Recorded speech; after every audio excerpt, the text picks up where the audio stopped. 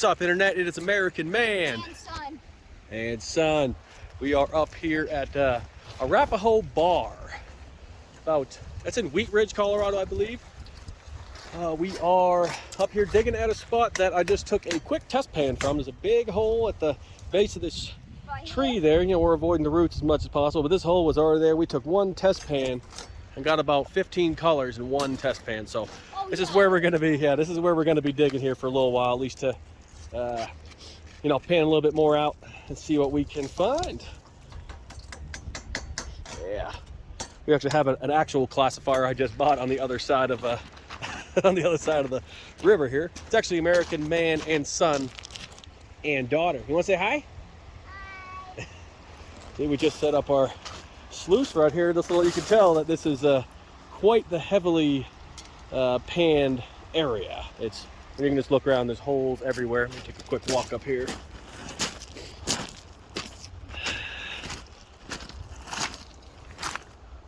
Yeah, look at all these holes. Might give that one a shot next. We'll see. So you can see Route 70 way over there. So here's our little spot. Look at that nice little gully we got there. Get the sluice set up.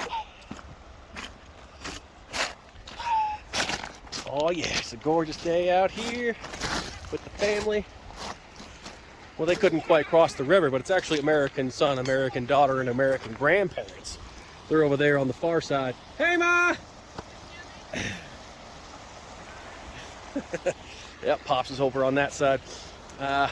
He's digging up a little off the side of the bank, not where the roots are and stuff, because I think, at least I've heard that you're only supposed to dig on the northern side of Arapahoe Bar.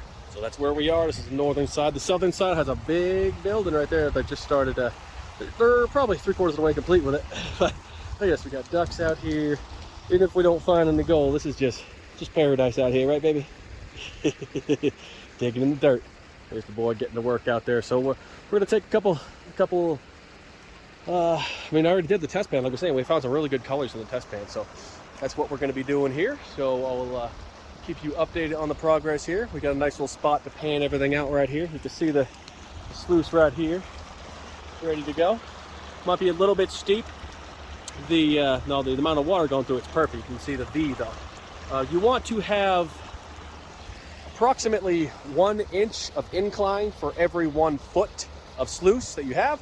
So if it's a 3-foot sluice, you want it to be the bottom to be 3 inches below the top, so it has the correct angle, so that the gold can stick and everything else passes through. So we'll show you what we find today. So we got down to the water level. You see we're starting to hit water right there. We're just digging along in that whole region there. We did find some iron bars and a couple other iron pieces in here, but there's little pieces of iron throughout this whole area because this is a nice, as you can see right down here, it does bend to the left. So that's where we want to be, on the inside side. There's my boy right there. So we're taking the stuff we get out of this hole, digging it out with the spade. Of course, you need a spade. That's pretty much, besides a gold pan, that's a gold pan, bucket, and spade. Those are the main 3 things you need. So we are filling up a 5-gallon bucket straight from the hole with the spade, and then we bring the bucket over here. As you can see, there's a lot of holes from other people digging around here. All right, we got American Boy over here. American Son. Son, you're right. So he is doing a little classifying right now. So we got the super large pan. We got about a 1/4 inch diameter classifier. It's a little guy. So we're washing off. Spin it back. Washing off the rocks and everything. For some reason gold likes to, you know, stick to roots and rocks and everything. So we got the big pan just to, well, because they got my daughter and mother, and they're sitting on some other buckets over there. So you always got to let the ladies have what they need, guys. You know the rules. So once we got the main stuff we're dealing with right there in the orange bucket, we're classifying it down, dumping all the stuff that's larger, because I mean, you might think you're going to find a big, large gold nugget like that big, but it's not going to happen. Especially in this area, there's a lot of flour gold, a lot of flake gold. You might be able to find a nugget or two, but there, I mean, we're talking like much less than a quarter inch. So, yep, he's classifying that down right now. And once we get, yep, just working all around. Sometimes the doesn't like the oil on the skin, but we're not too concerned about that. So what we're working with, hang on a second. That's what we're working with. That's what we're going to run through our sluice. It's black sand too. There's a lot of black sand. Yeah, we've been finding some great specimens. We got plenty. By the way, guys, look at this stuff. We found some gold in these too. Yeah. At the bottom, there's lots of black sand. Straight black sand. Yeah. And guys, you should come here like the same place as last time. This place gets more gold because we found actually lots of small pieces of gold. And you guys should come here because this is basically like the best spot in the place. This is a lot better than the last spot we found. We found, you know, some decent amount of like flour gold and a few flakes, but this place here on my first test pan, and I mean just straight shovel to pan. I mean, I found about 15 colors, 15 flakes, or flour, 50 pieces of flour. So this place, so this place is really nice. It's highly recommended from everybody who, you know, who has been out here. Again, here's our sluice. Let's get a little shovelful and see what we're working with. Yeah, scoop it up. You don't want to work with about more than this. That's about as much as you want to dump into your sluice at a time. See, that's why you got your boots. Oh, I got lots of stuff in there.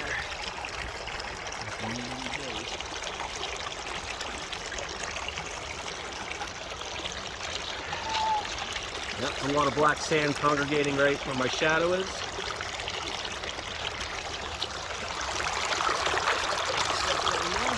Yeah, look how perfect this is. Somebody built this. Great little spot on the river here. A lot of beavers and ducks. A couple, we saw an eagle and 2 falcons already up here too. So, yeah. Like I said before, even if you don't find gold, this is what it's all about. Get what, the shovel? Sure thing, buddy. You're saying my old man's over there digging. I don't know if you can see him, but he's panning through some stuff. My daughter and my mom. Yeah. So this is what it's all about, coming out with your family. Oh, guys, come here. What's up? What you got, man? It's a big rock. A big rock, yeah. Little big rock, we'll wash it off and see what we're working with.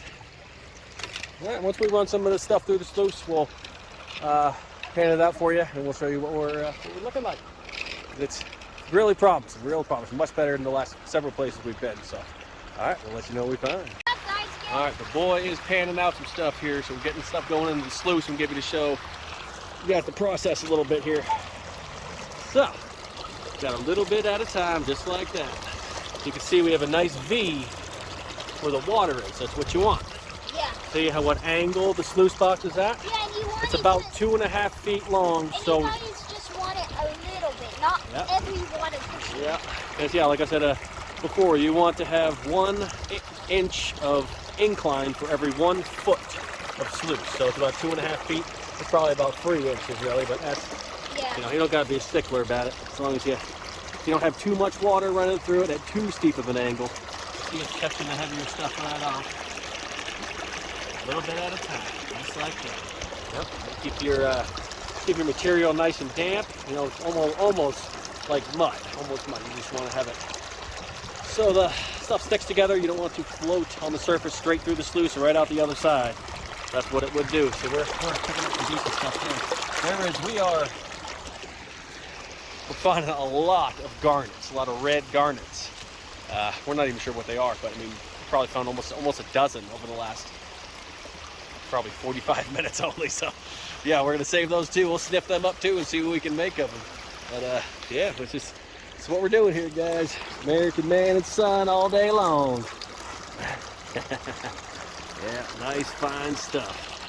Yeah, guys, you should. I'm saying this once again. You should definitely come here because we've been here for like hours, and over there at the hole, you've been just scooping, putting it in the pan, doing that, switching up, putting it in there, all of that, and it goes in a daily cycle. And yeah. Oh my God, coach. That's right. It's work, boy. It's good to be outside, the sun, working hard, sweating with your family, man. There's nothing better. So look at that. Oh, my dad and daughter-in-law over there. That's what it's all about, y'all. This is Arapahoe Bar. Come here again. Cheers. One thing I like to do that I haven't heard or seen too many other people do, it seems to be pretty effective and save you a little bit of time, is whenever you're got your your material straight from the hole, that's our hole right over there, dig a little bit of a, not quite a trench, but just dig a little to see how the water's just slowly circling. Look how it's barely touching the water right there. Everywhere else is out, but look, see, it makes the mud and the just the gross stuff that's obviously not gold just sitting on the surface just spins around. Look what it's doing. So you get your material, throw it in your classifier. We're just going with a 1/4 inch, and this one's a little baby one, but works like a charm. Boom, boom, boom. Look at that, done. So there's obviously no, just throw your talons right behind you and keep moving over and over until you get enough to, usually this would be a 5-gallon bucket, but got the family, I see Pops is sitting on it right now. That's what this is all about, family. I know a lot of guys come out here, at least on YouTube, and they're painting by themselves, and it is good for things like meditation and just getting away from everybody, because I mean, you can't see it, but Denver, the city of Denver, is like 3 miles that way, right next to the city. So just to come up here and with your family and just get away from the world a little bit, even though you're directly in the world. See, this is set up slightly to the side. A little sluice right there. Easy enough. I think I should be good to sluice some of this down right now. I'll show you guys that. Step off the mud. Make sure you don't take any material with it. Here we go. See, look, that's good stuff right there.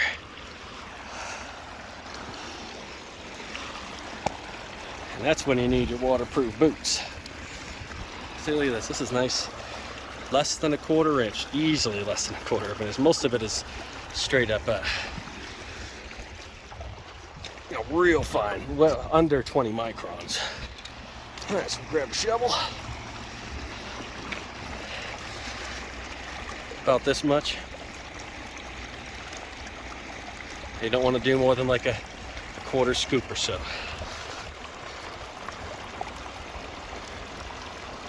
So you always want to see something stop right off the bat, and then the heavier pieces will kind of congregate in this little area right there towards the tip of the shovel.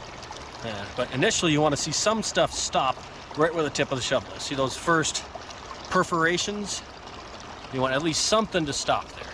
It'll probably dissipate. See how it's slightly there, and then you see it slowly starts to dissipate. That's what you want. That way you know that the water flow is not too fast, that your front's not too deep in the water. Of course, the V is a nice indicator that you can see there. But I mean, just by having a V doesn't mean it's necessarily going to be perfect. It's just one of the many indicators you use to make sure that your sluice is set up properly. Because if your sluice isn't set up properly, just go home. I mean, it's because as you can see, the digging, the classifying, everything comes down to the sluice. Whatever the sluice catches is what we bring home and we pan out. As soon as I finish this bucket, we will be heading on home. Gorgeous. There's not a cloud in the sky around Denver right now. It's the life we live. Make the most of it.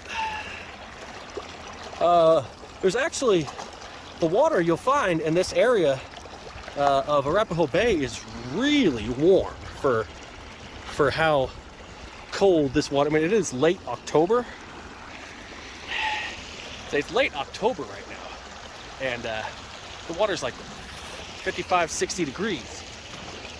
So the reason for that is actually just because I saw it on another video, but I actually do business with the Coors factory with chemical injection pumps, specialized meters and valves and stuff. But what they do is they bring the water in from Clear Creek, and they put it through their processing plant. They don't do anything to it. They don't mess with the composition of the water, so they can just flush it right back into the waterway when they're done. But they take the cold water from the river and they utilize it in their cooling system, so they can cool down the beers that they brew at the Coors facility in Golden. because Golden is about 2 miles that way probably. So they put the water that they use to cool down their beers, so it naturally heats up the the water as it cools everything else down, heat transfer stuff basically. So then they put the water back in, and you'll realize when you're out here, this water is, I wouldn't say warm, but as far as late October mountain water, it's snowed a couple times in the mountains already this year. So come Monday, we're supposed to have about 2.5 feet up in Evergreen where I live. So yeah, so we're just gonna finish up here. Won't make it too long of a video today. Just wanted to show you guys where we're at, what we're doing. Just showing that my boy's having a blast. He actually just fell in the water crossing, which is just to be expected. So I think I only got about 3 buckets in, about 3 buckets so far. That's about all I'm getting. I'm not out here trying to make money. I'm out here to just have some fun with the kids. And my parents came up from New Hampshire. You see him sitting over there looking at me now. Old man.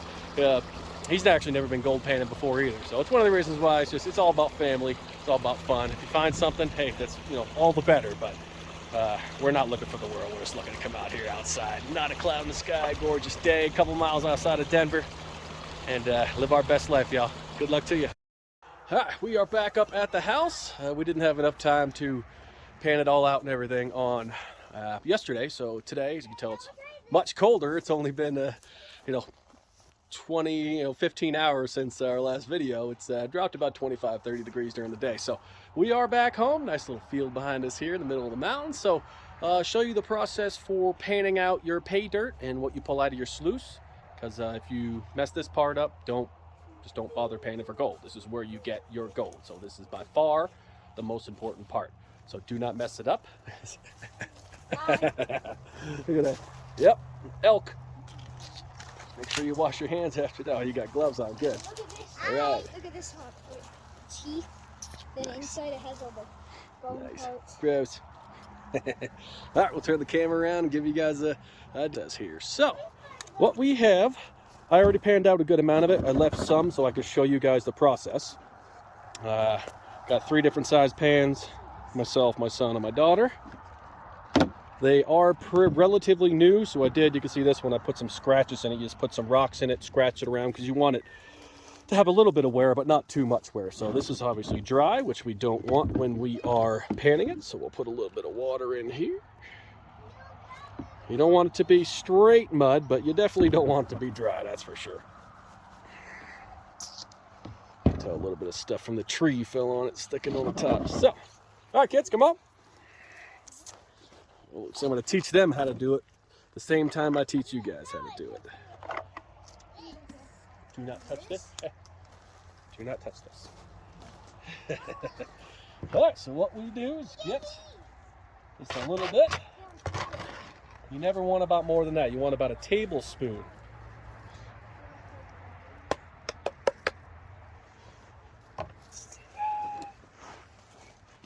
All right, and next, fill up water here. Take about a drop or 2. Do not use more than a drop or 2. You can use like Dawn dish soap or something, but jet dry is much better for the process, for breaking the surface tension. All right, so now we fill it up with water. Right, I'll actually move this over here so you can see the pan and process.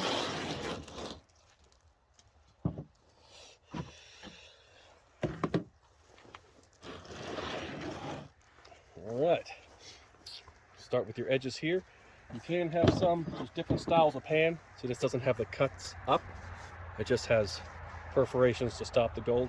I personally like the ones with these a little better. It seems to catch the gold a little better. So let's pan this a little more than a tablespoon out, see what we can find. So what you want to do is you want to agitate the crap out of it. You can see I am shaking this relatively, almost as roughly as I can without it completely exiting the pan. Once you do that, you let it sit. You shake it forward a little bit so that the pay dirt gets to about the second run. You don't want it to go much further than that. So then once you let it settle, you do not shake at this point. You shake with the water, you let it settle, and you just let the water do the work. See how it pulls the lighter material right out? 1, 2, 3, 4 approximately. Get some more water. Agitate it again. And I see people just going like this. This is not going to do the trick. See, because you're not letting enough space in between the particulates of, you know, dirt and whatever else rock is in there. You need to agitate the crap out of it so it's basically emulsified, so that you'll be able to, so the gold will fall down to the bottom. That's what we want. We want this spot right here in the corner, right where the stuff is being held. You want that to be the bottom, you know, that's the farthest point to the ground. So now we got that. We don't shake it anymore. We just dip it. See, it's at a pretty steep angle.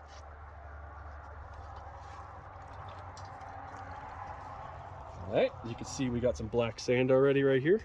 It always starts on this side. I can already see a piece of gold in there, actually. So, right when you start to see the black sand, just stop, re-agitate, and I mean give it to her. Don't be scared about losing the gold, because gold is, as it compares to regular rock, gold is 5 times heavier than sand, dirt, rocks. You know, given the size of it. So, don't be afraid to lose it. I mean, because you know, like when you're doing this, you want to make sure you get all that dirt out of there. You can see all the black sand I had is still there. So, let's do this a few more times. And you want to try next, baby? Yeah. All right. I got your little pan right there. All right. And at this stage, you don't shake it. Remember, you only dip. Let the water do the work. Oh. All right. Looks like we should have... All right, I personally, a lot of people do different things with swirling the pan and swirling the material around. I personally like to tap it. It's a little too much water, because we want to separate the regular material from the black sand from the gold. I believe the black stuff is called magnetite, so I will actually pull out a magnet once I dry everything off, and I'll show you that as well. So slightly tilted, see this is flat, tilting it like this. With the gold up this way, tilt it a little bit to about 3 o'clock. And just give it to her.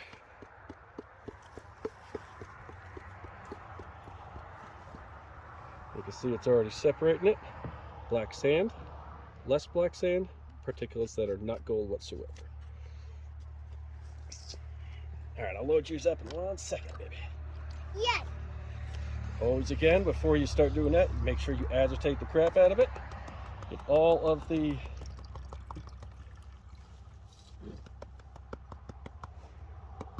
most of the water out.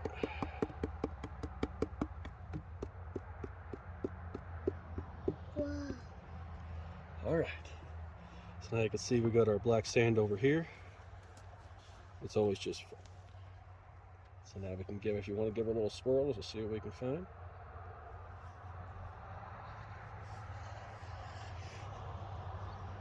There's a nice little piece right here. So that's a lot of black sand. Look how much black sand that is. Let me Right. see. So I could pick that piece up, but I'm just gonna run it on through to give you guys an idea. Yeah, there's some more flakes. Probably hard to see with the little baby camera. But, so that's pretty much the process. So once that happens, you can see how much, although this is what we got from those 2.5 buckets, not even 3 buckets. That's all black sand and gold in there. Yeah, so we'll get a little bit more of the sand out here. Agitate it a lot.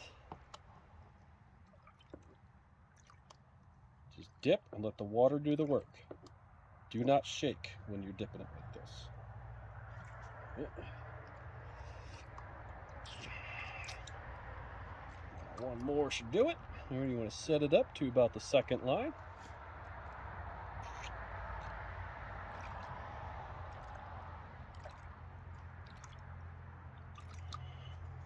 And you can see some of the small red garnets that we've been accruing since we went out there too. We got just a couple dozen of them. I'm not sure what they are, but we will find out in due time. All right, so agitate the crap out of it. So I'm good to show you what we found in this first pan here.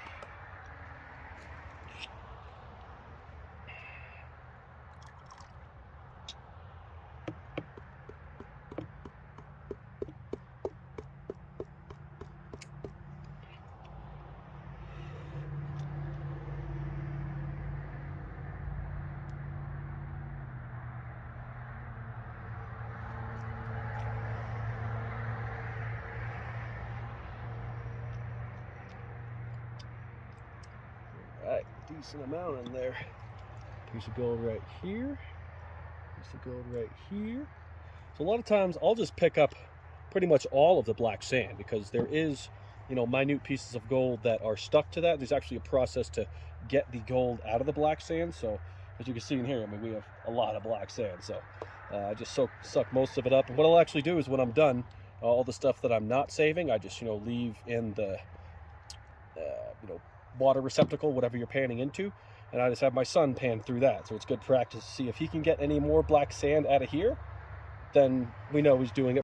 All right, we appreciate you guys taking the time to watch our video here. It was a little bit longer than anticipated, but as you can see, there's quite a bit to go over when it comes to gold painting, from prospecting, choosing a dig site, how to properly classify your material, how to properly set up and utilize SLUICE BOX, and overall panning process at the end with your finished pay dirt. So I mean, there is a lot. So I mean, I didn't want the video to be as long as it was, but I wanted to encompass everything into one video, so you can just have, if you watch this video, you can save it, share it, link. I'll try to get the timestamps going on it, so you can just shift right to the portion of the video that pertains to you and your research. Because I mean, this isn't a channel for somebody to watch other kids how to play video games. So this is, you came here because you had a purpose and you want to learn how to, more effectively and efficiently pan for gold. So that is what we try to show you here.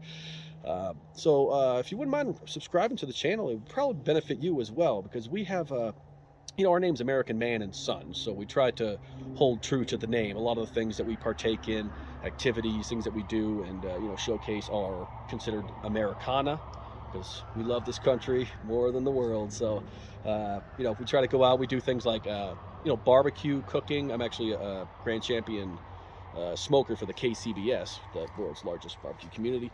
We're going to do things on, video game hacks, shooting and reviewing different types of weaponry, different attachments, the pros and cons, all types of stuff that comes to, just being an American, loving where we live. And so just go ahead and hit that like and subscribe button, and we will be sure to come back in about 6 or 7 days with our next video. What is our next video, you ask? Well, I'm glad you asked. Throwing knives.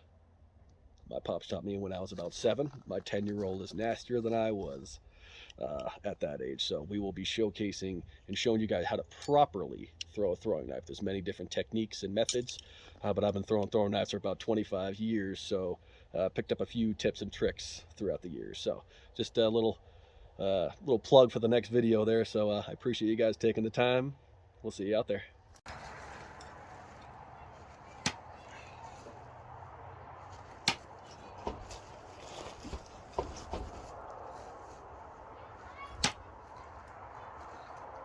American Man and Son.